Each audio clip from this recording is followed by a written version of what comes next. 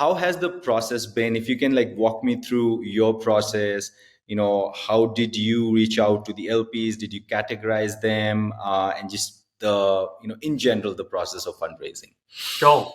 It's very funny. I found that a lot of the advice that I would give to my founders were ones that I ended up adopting in our own fundraising process. And maybe a specific example I'd like to give is this is something that I tell my founders all the time. Acquire a customer that will grow with you. And what I mean by that is a customer that will give you product feedback, will grow with you when you grow in size, increase the amount that they pay you, and more importantly, won't churn after 1 year. The same is true for an LP. Find an LP that will help you navigate macro cycles, help you up level your fund, and won't churn after one fund cycle.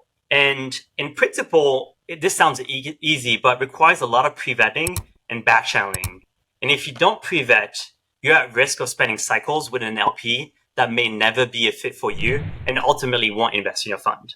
Shriram and I have been very fortunate to have an amazing community of emerging and established managers in our network who have helped us not only pre-vet, but also facilitate introductions. In this industry, you must seek warm introductions. And once you do seek those warm introductions, there are a few simple questions that you can ask. And we'll share a few that we ask at the pre-seed and seed stage to pre-vet and help prioritize our LP discussions. And some of those questions include, what are your views on early stage venture? Do you have dry powder to invest?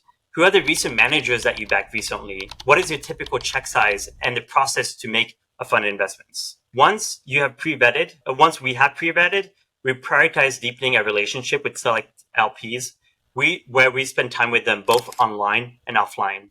And one rule that we have here at KJ is that at least one of the GPs, either Shriram or myself, will need to meet the LP in person before taking the commitment.